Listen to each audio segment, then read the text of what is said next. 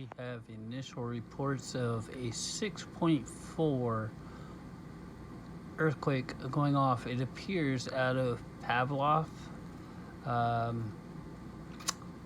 in Alaska. There is some strong propagation. It looks like all the way down to let's see here, eastern Alaska, all the way up to Tananga, Shimya, Garololi volcanoes. So it looks like Pavlov is going off strong. It is